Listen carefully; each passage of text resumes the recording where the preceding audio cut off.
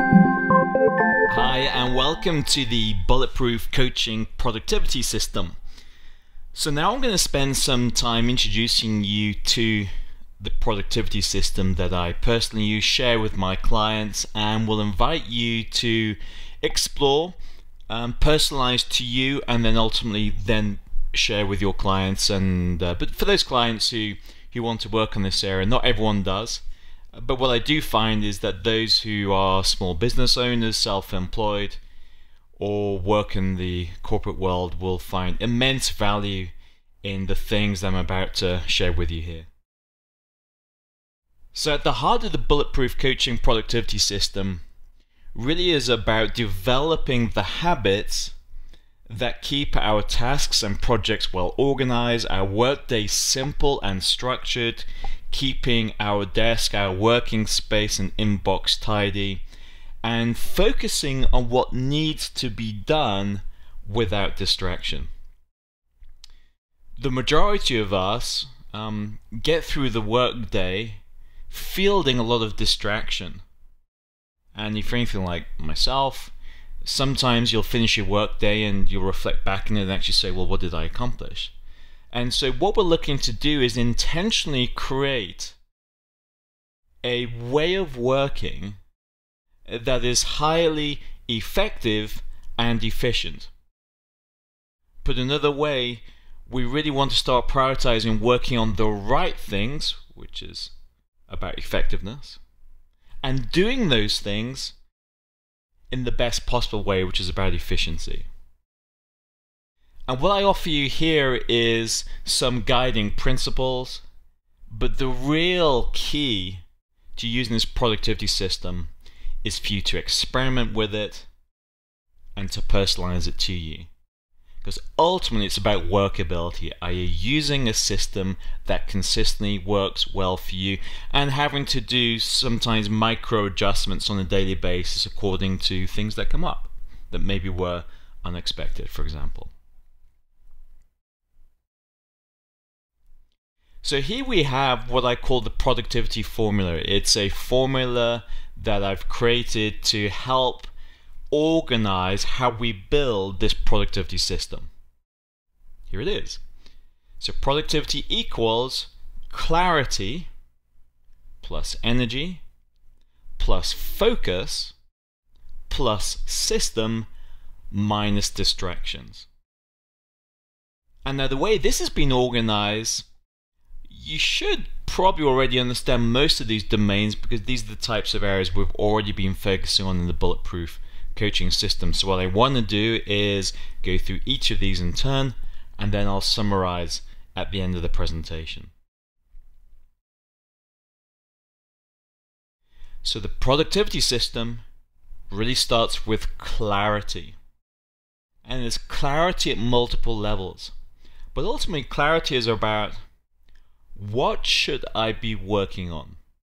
i.e., what is my most important task and tasks for this week and for this day? And we have absolute crystal clarity about them. We define them. We write them down.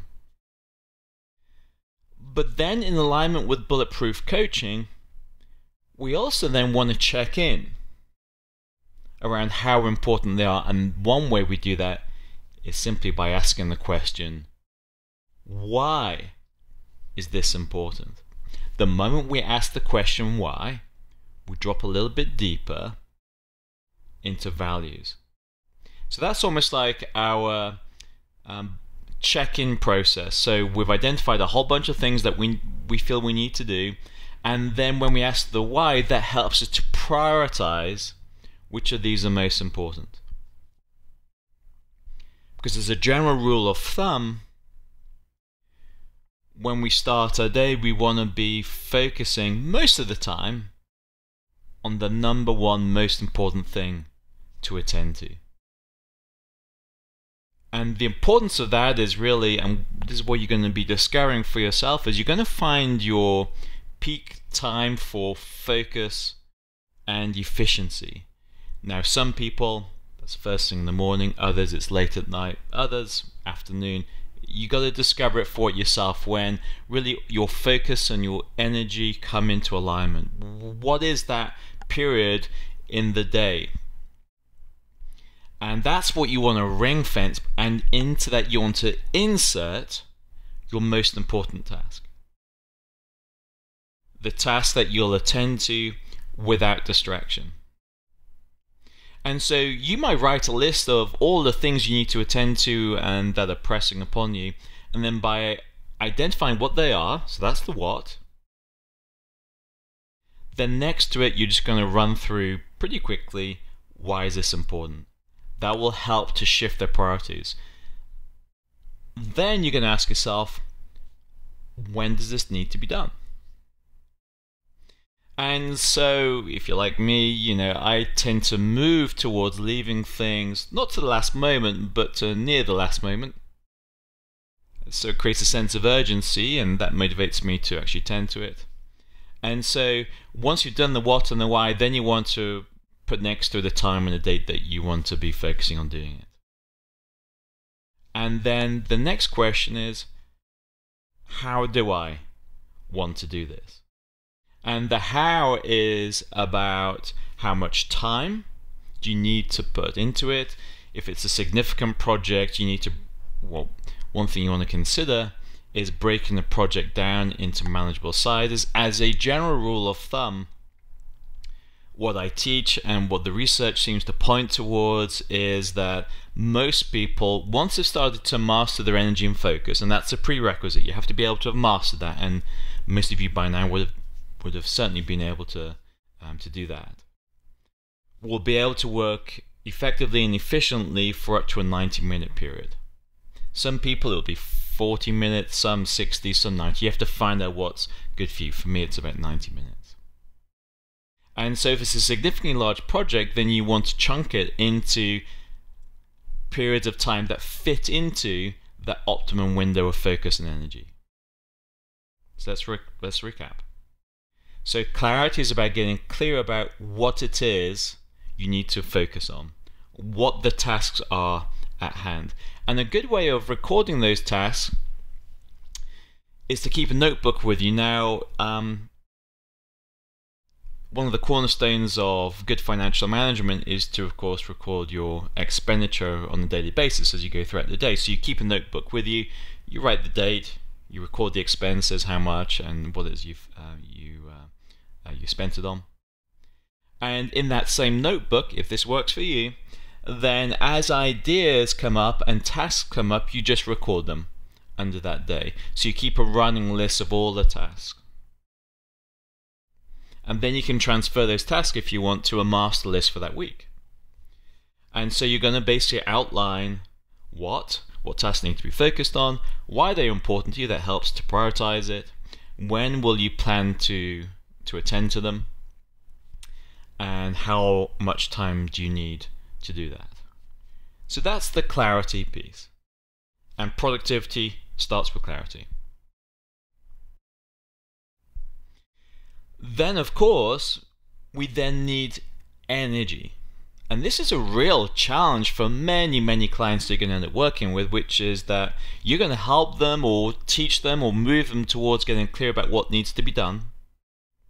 But then they require energy, because energy is simply at one level the capacity to do work. So energy drives productivity. Energy is the cornerstone of productivity. Without energy, we're not going to be able to get anything done. And so having conversations around developing and building energy and skillfully managing energy and moving towards sustainable energy is hugely important when it comes to productivity.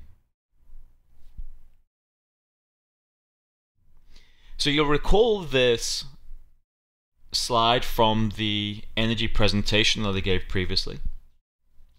And I call it the energy solution. And so we dedicated a week to exploring this. And this is just a very brief recap of the kind of things that we need to explore with ourselves and with our clients to ensure that when they show up to do work, they have the energy supply available to them to provide the physical and the cognitive energy to get the work done. Because without this, it's not going to happen. And really, for a lot of clients, the best place to start tends to be with sleep, with food, with activity and renewal, and with supplementation. And so most clients I've ever worked with tend to be sleep deprived. On average they get maybe 6.5 hours sleep, and just by increasing the amount of sleep to 7.5, maybe 8 hours can have a dramatic impact on energy and therefore productivity. And of course, then you can have conversations around sleep hygiene. So, less TV in the evenings, maybe taking magnesium, melatonin at nighttime, reducing overstimulation at nighttime, having a proper going to bed routine. Just really simple things they can do to improve their quality of sleep. And the important conversation around the sleep, of course, is just, helping them to relate that. Discover for yourself what happens when you increase the amount of quality sleep that you have, and how that impacts on your energy, your mood, and your productivity. Once your client makes that mental link, then that's the internally driven motivation for them to actually prioritize sleep, and for them to notice that when they don't sleep so well, or they skip on sleep, or they get less sleep than usual, how that impacts on energy, mood, and productivity. So sleep is key. And then, of course, we have food. And the key from the Bulletproof perspective is, of course, for the clients to be eating food that fuels and sustains them and nourishes them and energizes them, to pull out and remove and limit or eliminate those foods that are kryptonite to them, that weaken their energy, that cause energy drains. And so having conversations around increasing the amount of healthy fat, reducing significantly refined carbohydrates and sugars and sweetened beverages, maybe moving on to bulletproof coffee, whatever it is you want to do with a client that is molded to the client to just ensure that they have a beautiful sustained energy. Of course, that's where the brain octane comes in. I find that once brain octane is added to either coffee or to a healthy fat protein smoothie, then that just provides a beautiful source of continuous energy for a couple of hours. And as you know, because so many of you would have made these changes yourself, once you start adding healthy fats into your diet, it just changes your energy, your mood, and therefore your productivity as well. Obviously, if the client is stressed, then managing stress is hugely important, because stress, we know, shuts down our prefrontal cortex. And it makes it much harder for us to focus and pay attention and to be engaged and to be fully absorbed in what we're doing. So teaching some basic stress management techniques is really key, as is actually guiding clients experientially into presence, because the most resourceful and productive state for us to be in is a state of presence where we are relaxed and alert on the inside, present and engaged on the outside, and then we just access a state of flow in which productivity arises. And then cycling between activity, so intense periods of focus, and renewal. And this can be a real challenge for a lot of people who are used to this idea that in order to be productive, that they have to work a lot of hours. And of course, it's simply not so. We need to work smartly. And by being smart, that means alternating between periods of focus and engagement and productivity with renewal, on the understanding that the renewal feeds into and then supports a further period of high productivity as well. And that renewal period needs to be time of just switching off, switching gears, doing something completely unrelated to the work, whether it's taking a walk, getting a cup of coffee, having a conversation, going for a walk outside, exercising, whatever it may be. So we oscillate between activity and renewal, and the renewal is what enables the sustainability of the activity. Otherwise it leads to burnout and to stress and adrenal fatigue. And so, talking of adrenal fatigue, you'll certainly be coming across clients who have some degree of adrenal fatigue or HPA dysfunction, so hypopituitary adrenal axis dysfunction, which essentially means they have a stressed, incoherent system. And so asking questions around that relate to adrenal fatigue, and you have the questionnaire for doing that, will help to identify clients who may have some degree of adrenal fatigue, and then of course you can advise them then on dietary and things they can do to support themselves, and of course supplements as well. You also know how to pick up thyroid problems. Now this is less common, but still you're going to come across clients from time to time who will have thyroid issues that may be undiagnosed. So you'll know how to recognize that and then refer on to the appropriate health professional. We had a whole section on mitochondrial function. So mitochondria are the organelles within the cells of the body that generate ATP, the source of energy. So supporting mitochondrial function is hugely important. Supplements for energy, where we explore those as well, whether it's magnesium or PQQ, Unfair Advantage, rhodiola, mushroom extracts. There's a whole bunch of supplements that we can use to strengthen and fortify our energy system. And then some more of the fine-tuning that we can do. So we want to start with the obvious things. We always start with the obvious things that have the greatest amount of impact. So sleep, food, supplementations, adrenals, thyroid. We start with that. But then we can move on to the more nuanced things, and that of course includes breath as well. And we explored that most people chronically hyperventilate, do so in a pretty shallow way, and they breathe in and out of their mouth. And what we want to do is first of all practice ourselves so we can be convinced of the benefit, then pass it on to our clients, and we start breathing in and out of our nose, breathing down deep into our belly, and we slow it right down and allow our breath to energize us as well. And actually, as we start to do them, pay attention to our breath. That actually helps us get into a beautiful rhythm of work and productivity as well. So I would encourage you to revisit the energy presentation so you can just recap and go through that one final time. So I just talked about this principle of moving between periods of high engagement and focus and energy into renewal. And so this brings us back to the Bulletproof high performance zone.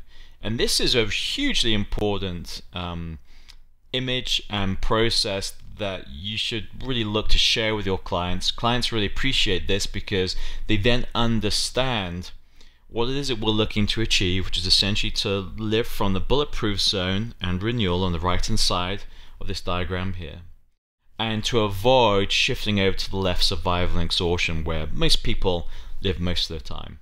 And so the brief recap here is that the bulletproof zone is a zone of optimum performance in which we're present, engaged, flexible, responsive, and energized and focused. So when we are being productive and doing work productively, that's where we're at. We're in the upper right quadrant in the bulletproof zone.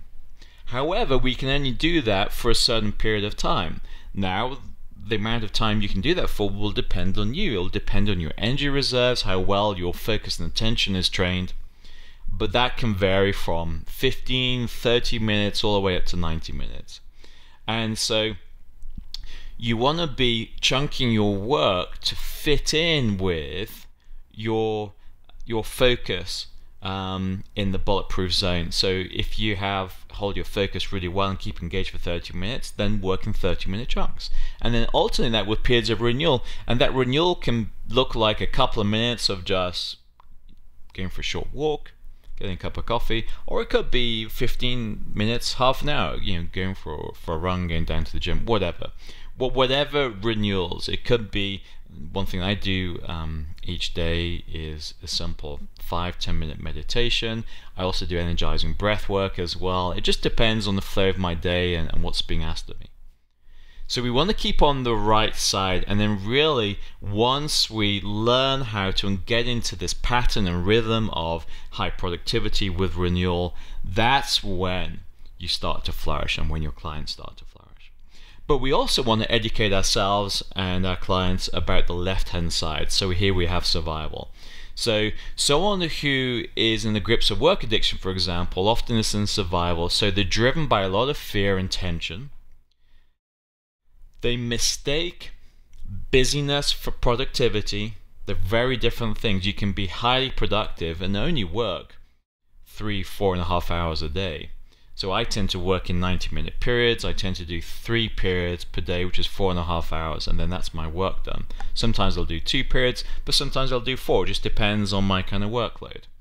Now, someone who hasn't yet mastered this kind of productivity system, the focus, the clarity, the energy, you'll tend to find they're just busy all the time and they can't switch off, and it's highly inefficient and also highly unproductive because they haven't taken time to really get clear about what it is that needs to be done and why those things are important to them. And so they haven't been able to prioritize it. And so there's a lot of noise, there's a lot of busy static kind of going around them. To the untrained eye, it can look productive, but to the trained eye, it's obviously very unproductive. And they're firefighting all the time. They're full of distractions. They're checking their emails left, right, and center. They're allowing the outside world to intrude upon them as a big distraction. They're not actively managing their energy. They're not oscillating between productivity and relaxation. And it looks very stressful. And certainly I see this in a lot of my self-employed clients who work long hours, and particularly when you're self-employed, it can be a bit of a black hole. There's always things to be done, and so they start working from 8 o'clock in the evening till 8 o'clock at night time. Even when they're with their family and friends, they're distracted thinking about work, and it's highly unproductive. And it can destroy their health, it can destroy their energy, and certainly their relationships and their sense of balance and their sense of joy. Ultimately, what we're looking to do is to be highly productive, but to have a lot of joy in our life and to take great joy in the process of being productive. Why is that so? Well, because we're being productive, doing things that we're really good at, because we're working according to our strengths, things that are in alignment with our values, because we've consciously chosen them and they reflect the things that we hold most dear, and we spend most of our time attending to that, and there's little times we can attend to things that aren't in alignment with that. We all have to do stuff that we don't particularly want to do, but that doesn't become the dominant part of our workday life. And some of you listening to this, and certainly many of the clients you'll eventually work with, will of course be doing work that you find intrinsically unfulfilling. And what that means is we then have to work hard on finding fulfillment elsewhere, or changing the meaning and purpose in the way we relate to the work we do to find meaning in it. We proactively seek meaning and purpose in the work. So it may well be, well, you don't have a great job that you enjoy, but that provides you with the money to enable you to do the things that you do enjoy, and that is the purpose that you assign to it. So when we're in survival mode, we essentially become unconscious, of course. We spend most of our time in our head, identified with our emotions and our stories, highly reactive, firefighting all the time, and perpetually distracted, emotionally being triggered, this tense, rigid, narrow focus. It's not a healthy, functional way of being, but so many of us have been there. Certainly, when stress comes along, many of us tend to revert back to that. The key, of course, to recognize when it happens, to smile, to bring ourselves back into presence, to tap into renewal, and then get back into the bulletproof workflow again. And of course, if the survival continues for a prolonged period of time, then it leads unfortunately to exhaustion, and this is when we're empty, we're depressed, apathetic, poor focus, very unfulfilled. We don't tend to see a lot of clients in this area. Someone who's exhausted tends to work more with health professionals, but you may come across this, and certainly by sharing this image with your clients, it can be a motivating factor for them to do something about it, so they don't end up there, because we all know high performance people who weren't skillfully managing their energy and their focus, who eventually burnt out, and we don't want that for them, unless of course it does happen, and for them it becomes a moment of transformation and insight, and they reorganize their life and they get in touch with what they value most, and that can be a powerful part of it. Sometimes our job is not to prevent these things, it's to educate our clients, but sometimes people have to go through significant collapse in their old way of being in order to give birth to a new way of being, and that's just part of their process. But as a coach, we're here to support them through that. So we're focused on clarity, getting clear about what needs to be done and how important that is and what amount of time is required to do it. We're focused on energy, which is capacity to do work. So different ways that we can build and sustain our energy, the importance of fluctuating between periods of intense engagement and focus and flow, and just easing back detachment into renewal and rest. And then the next component is focus, and this is hugely important. We've already been exploring this quite a lot in this training. Focus is just simply sustained attention. And as we discovered previously, that most of us, and certainly most of your clients, have a very low level of skill when it comes to controlling focus. We get distracted easily. And often we'll get distracted easily when we're tired and we're stressed and we're not engaged with a life and a level of work that empowers us and excites us. When you get clear about what's most important to you, when you have high levels of energy, it's so much easier to retain focus. And then essentially you're choosing where you want to place your focus. So in the Bulletproof Coach Training Workshop, we introduce this idea where when you place your focus in your head versus your heart versus your lower belly, the hara, that instantly changes your energy in your body, your clarity, and your perspective on yourself and what's in front of you and on life. So we know focus is hugely important. We know that when people are very stressed and tense, they enter this very rigid, narrow focus in which they're somewhat disconnected to their ability to reason and be rational and to think through the consequences of things and to draw upon previous experience to help them deal with what's in front of them. They enter this shutdown, lockdown state. And so we also introduce you to the principle of open focus, where we learn how to flexibly shift our attention according to the needs of the moment. So when we're in this high performance, high engaged state, our focus is going to be laser-like. We're going to be engaged, we're going to be in flow. When we're in renewal, the focus looks very different. And so the focus softens. We may become disengaged, and with that comes a softening of the energy inside of our body. It's very hard to renew when you're stuck in that kind of very narrow focus. So we learn how to flexibly shift focus. That's why we include mindfulness training. Because in mindfulness training, one of the skills we're learning to do is to simply and gently and repeatedly bring our focus of attention back into the present moment. So we get distracted, it wanders off, we notice it, we gently bring it back. And that's a skill, and it's a skill that's developed over time. And that really develops the skill of focus. So we can keep focus in the present moment. And because we've got clear about what matters most, we place that focus that we now have some control over on the thing that matters most, to the exclusion of distraction. So focus is hugely important. And then we have system. So we have clarity,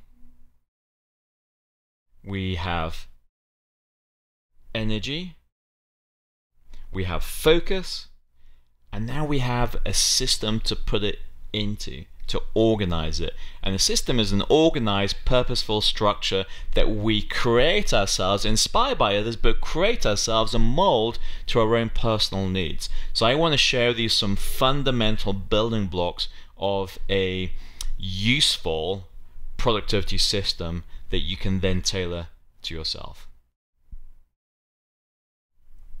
So the first simple principle around having a productivity system is to keep it simple. That's probably, when I strip away all the different components of the productivity system, the most important thing: to keep it really simple, adaptable, which means it has some intrinsic flexibility, because our workday can look very different, or and I say workday, but it could be you spend your time at home, looking after children, and therefore organizing your day will require some inherent flexibility. We can't apply rigidity to it because our workdays flux and they change according to the day and circumstance. So it has to be simple, adaptable. And we have to remember this principle of workability, which is we do what works. And so that's what we did, is we implement a productivity system, and then after a week we ask ourselves, did this work? If not, what needs to change? How do I change and adapt it? Then I implement it again, and then does this work? So we kind of keep checking in. And if it works and you find a system and flow that works, well, that's just great. So there's a couple of principles here. I've come up with this one called clean up, complete, and clear out. And there's some really important ideas here. So let me take a moment to kind of go through this. So cleaning up is really first and foremost about organizing your workspace and your office space. And if it's a mess and that works for you, then keep it a mess. But if it's a mess and it doesn't work for you, then just put an hour or two or more if required to organize it. And there is something really very powerful about taking time to clean up your workspace. And that means organizing everything. It means having things immaculately put away, so you just have to hand the things that you normally require. It means sorting through paperwork and binning the stuff you don't need, filing the stuff that you do need, having a tray of things that need your attention, just so that when you walk into that workspace, whether it's at home or at work, everything is pristinely organized. And the energy of that workspace evokes clarity and organization, because that's ultimately what a productivity system requires, is clarity and organization. So cleaning up is an exterior thing relating to your workspace and even your home environment as well. But remember, you don't have to do that, because if your existing workspace and home environment works for you, then leave it. This is the principle of workability. If it doesn't, experiment with this. And I've asked many of my clients to do this, and generally the feedback is it's transformative for them, because they've just accumulated a whole bunch of mess over a prolonged period of time. And when they actually put the work into it, sometimes people will put a whole day into it. And it's such a valuable use of time to organize their workspace, to keep it clean, a workspace they're proud of, a workspace that externally reflects and mirrors their internal working space of their mind. Because ultimately, when we're starting to work from a level of presence, presence is innately spacious, clean, organized, and we want our external environment to reflect that as well. So there's the external kind of cleaning up, and then there's the internal kind of cleaning up. So many of us will use a computer, and it's a really useful idea to clean up the computer as well, which means to organize all of your files, organize your emails.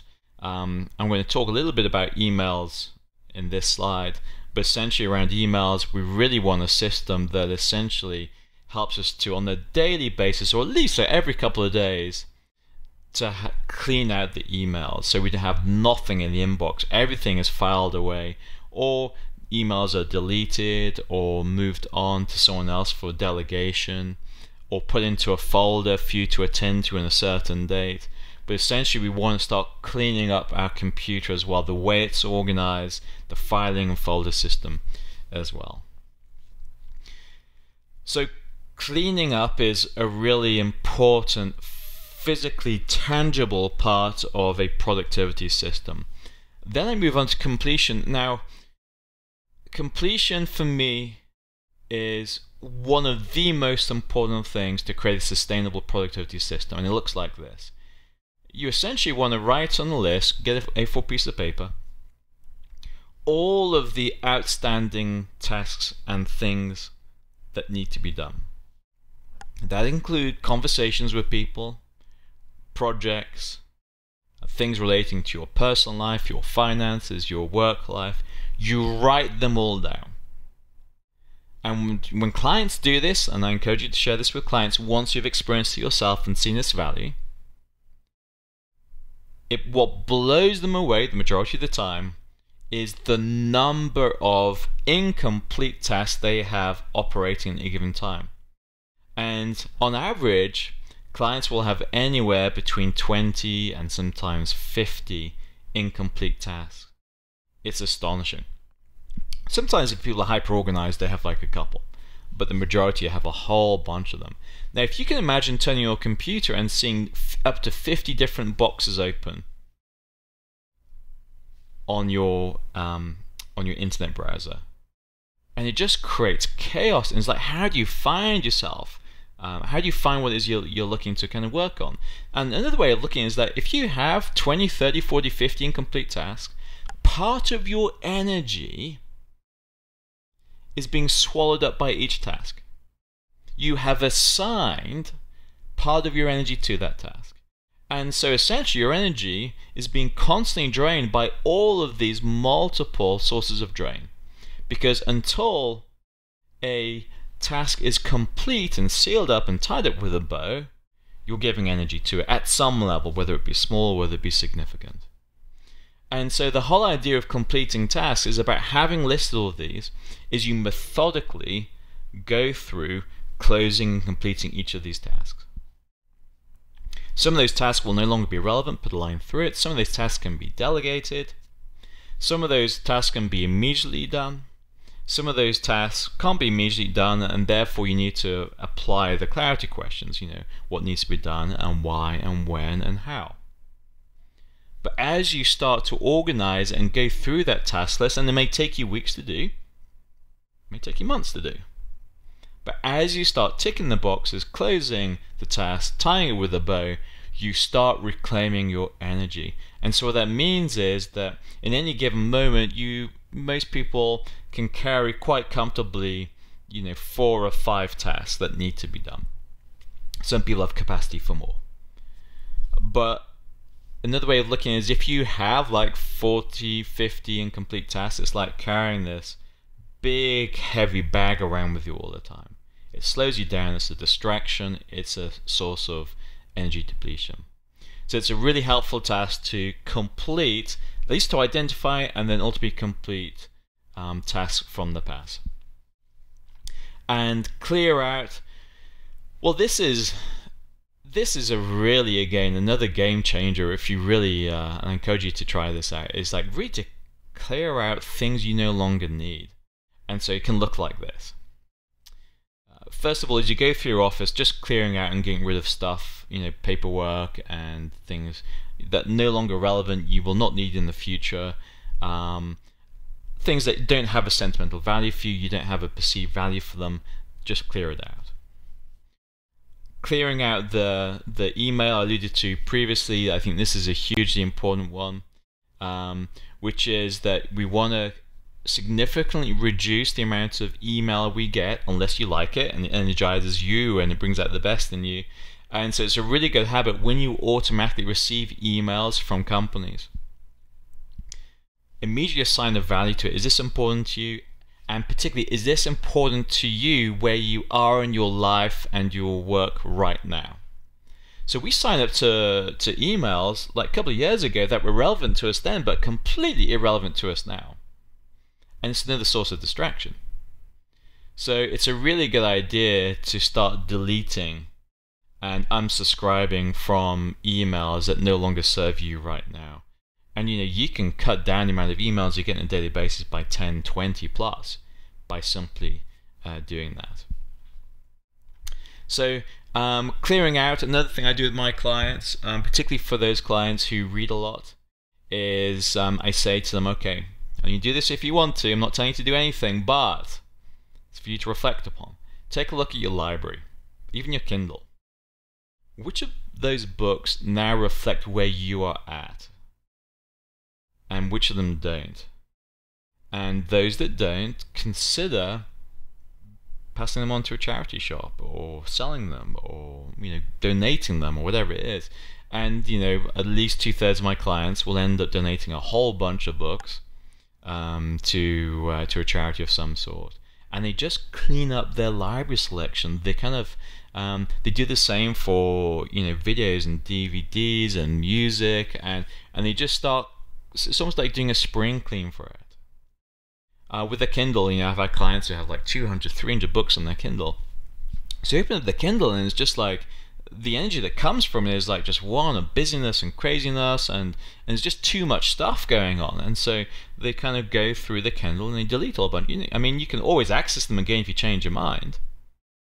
But there's a cleaning up process, a clearing out process, a completion process that really you want to spend time and attention on it, and may happen in a day, may happen over a period of time, that really provides you with solid foundations for then installing a good productivity system. So what I'd love you to do is, as you do this, share your experience on the Facebook page. And most of you will come to realize, wow, when I do this and clean up my life and clear out the stuff that no longer serves me, it frees up so much energy and mental space. Okay, so there's that part. Record things to do. I alluded to this before, this idea that if you carry this notebook around, and I do it for recording finances, but also when tasks come up and things that need to be done, just record it so you have a record of it so you don't forget stuff. And then on a weekly basis and a daily basis, you want to be putting all the tasks to hand and then ring fencing those that are MIT's most important tasks. Because there's going to be a whole bunch of tasks that are unimportant and of low priority, and a whole bunch of things that are highly important. And so I mentioned before that one way to organize your day is around your most important tasks.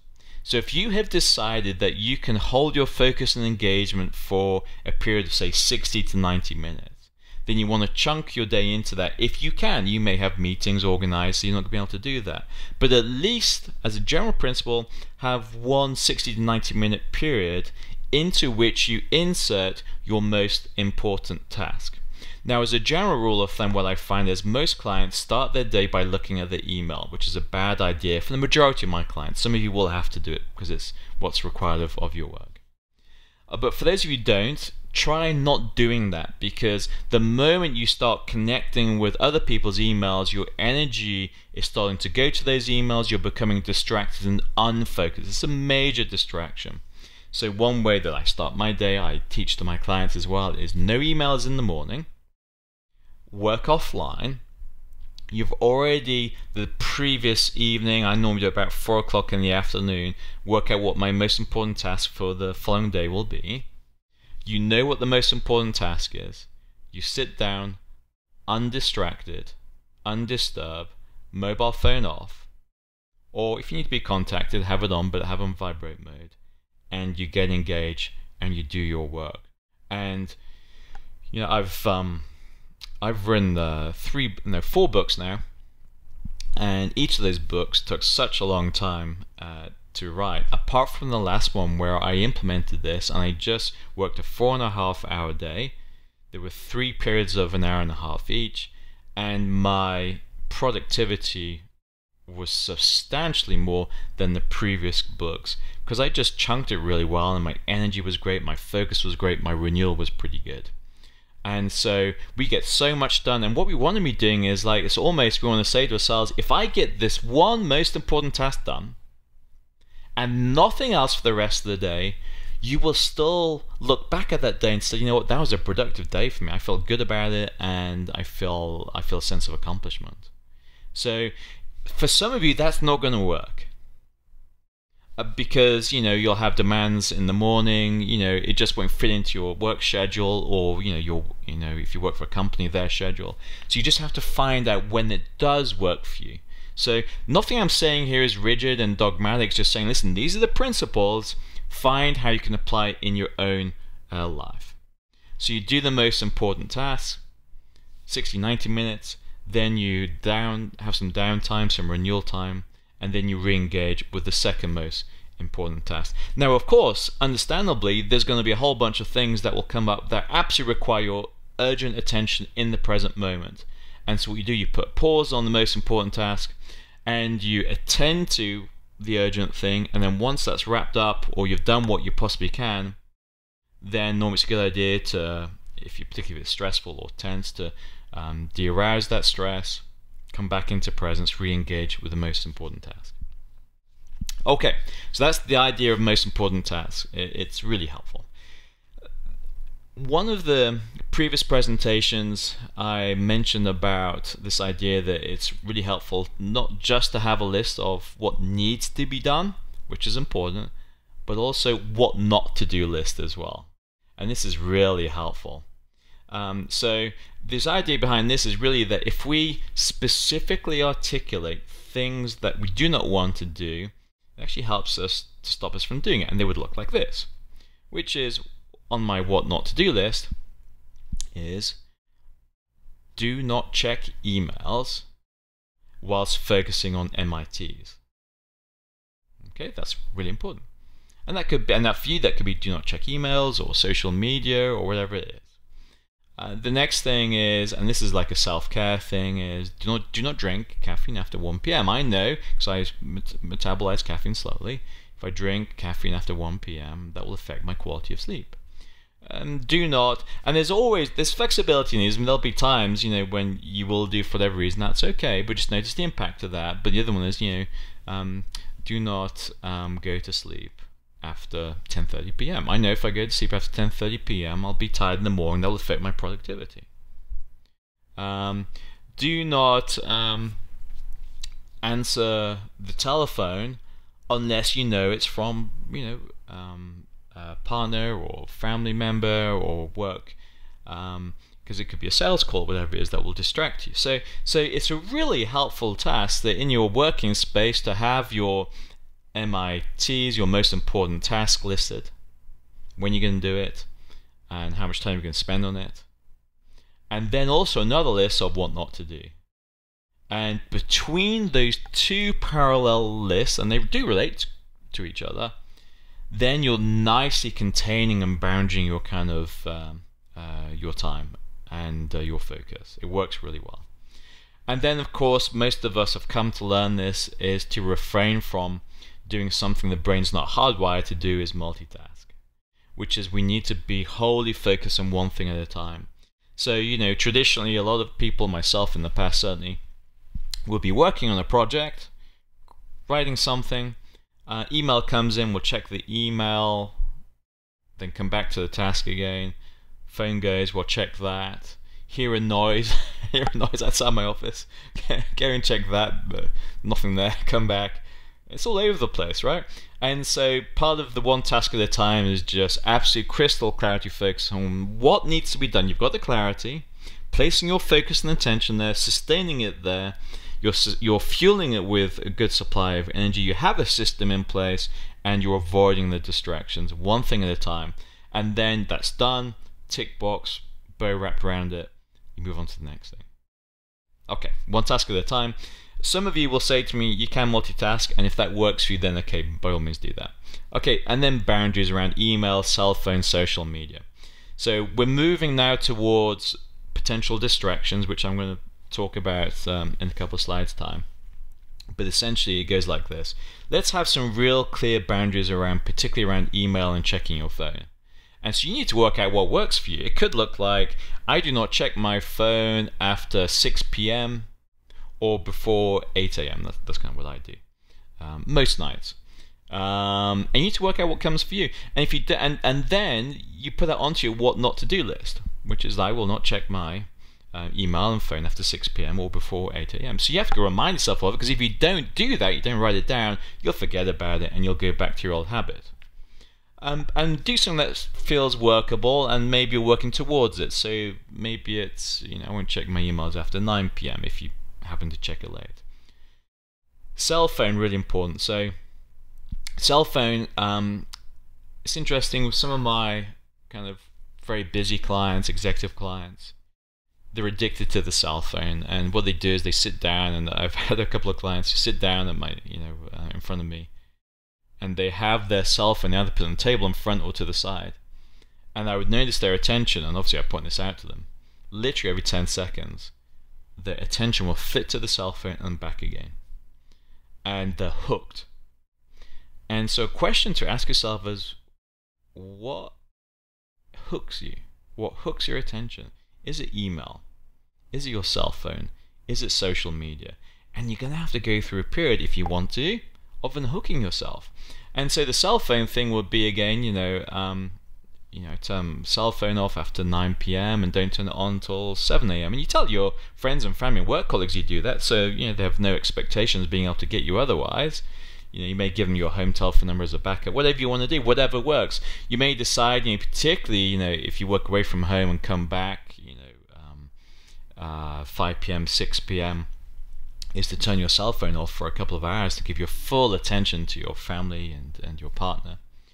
You may decide on the weekend to have a completely computer cell phone free day. That can be deeply transformative for a lot of people. Say on a Sunday, just like you don't touch a computer or a cell phone, or email or social media.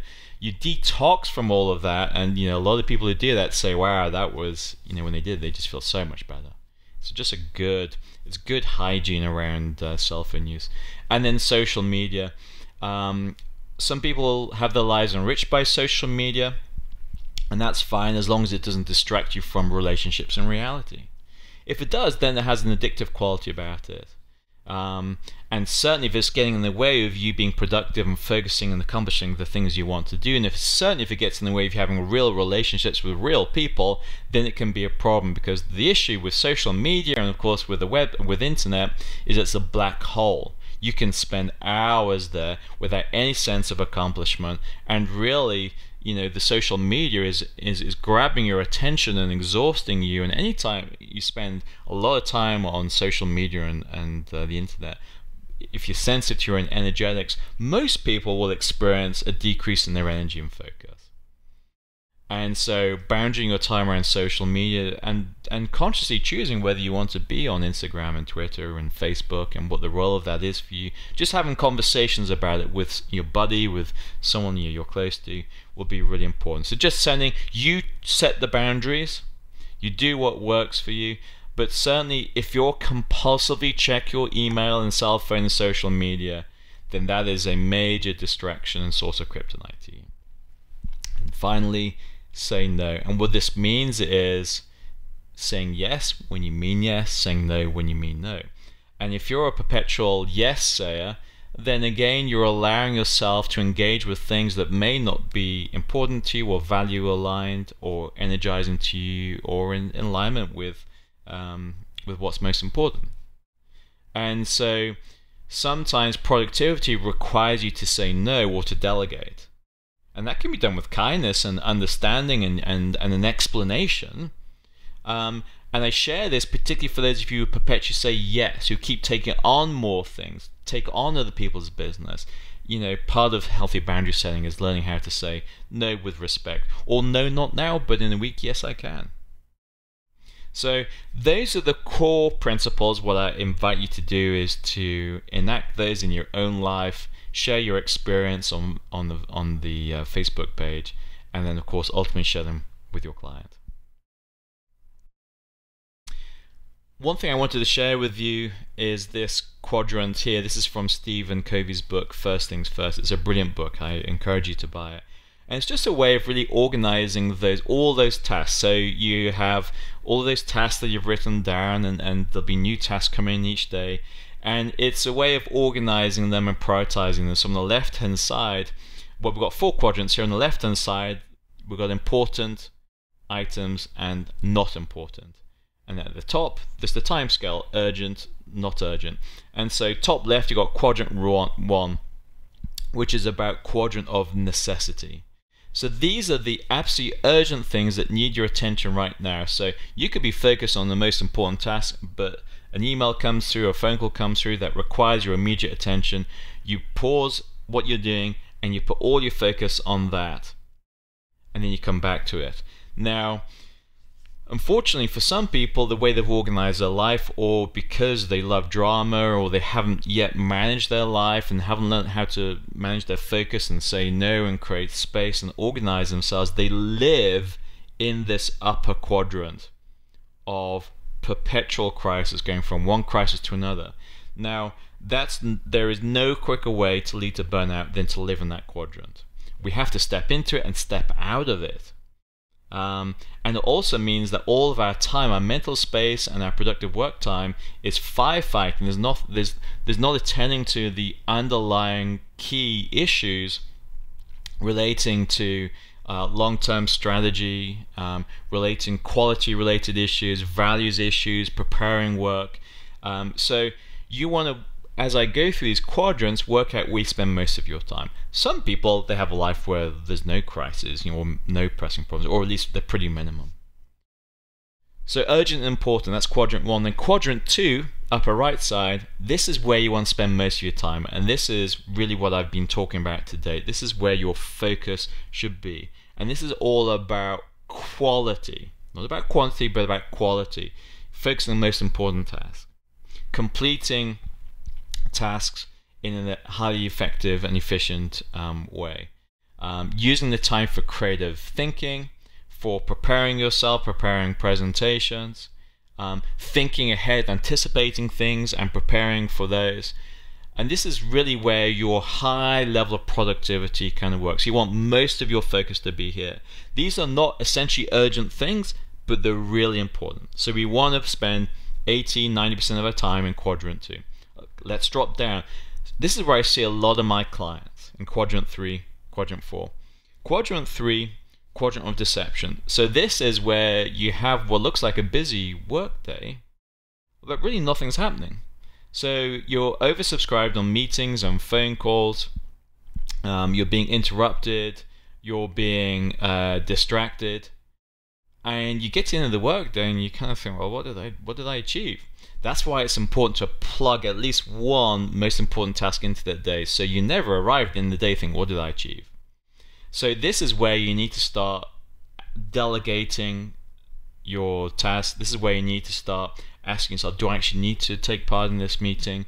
Do I need to actually be having these conversations with these people?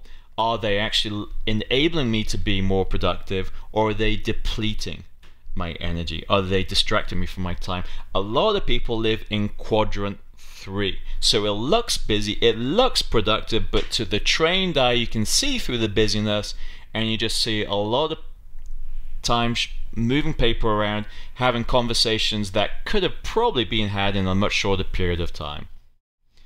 And then we have quadrant 4. Now some of your clients will be working from quadrant 4, which is where a lot of their time is made up of checking emails, checking the social media, going from one website to another. It's highly unproductive, unstructured time, and it's absolutely okay for all of us to have moments like that, but certainly for not to make up the most of our day. And it tends to be very depleting, and if you're in quadrant 4 most of the time, that's when you lean into adrenal exhaustion, eventually depression. There'll be a lack of meaning and purpose there, lack of structure, lack of productivity. So the value in these 4 quadrants is that, first of all, it enables a level of self-diagnosis. So the invitation is for you to take a look at these quadrants and ask yourself, where do I spend most of my time currently? And where do I want to spend most of my time in the future? How do I move myself towards that? So take time to read through the quadrants again. I encourage you to get the book First Things First by Stephen Covey. And finally, distraction, personal kryptonite. So we're starting to build this formula of productivity. So we have the clarity about what needs to be done. We have the energy available to us. We have the trained focus and attention. We have a system in place that works. All looks good, right? Well, apart from one thing, which is there are multiple distractions, predictable and unpredictable, that can get in the way of all this working. And we've touched on a whole bunch of them. Emails, checking cell phone, taking phone calls, browsing the internet are some of the most common ones. Not setting boundaries with your work colleagues and family around your work time, which is that it's your job, if you're gonna ring fence a 90-minute period to do your productivity work in, you need to tell people around you to leave you undisturbed for that period of time. So communication is hugely important. And so what I invite you to do is to make a list of your own personal kryptonite. What is your distraction? And the personal kryptonite can, of course, include anything that depletes your focus, anything that depletes your energy and your clarity. If you get a poor night's sleep, that is a source of distraction and personal kryptonite for you need to attend to your sleep. If you eat a whole bunch of refined carbs or you eat some food you're sensitive to, that's a source of personal kryptonite. You won't be able to be as productive as you possibly can be the following day. So that's distraction. Take time to go through your own distraction list, and then for each of those distractions, come up with a response as to how you can contain it or manage it. And then finally, we come full circle to our productivity equation: clarity plus energy plus focus plus system minus distractions.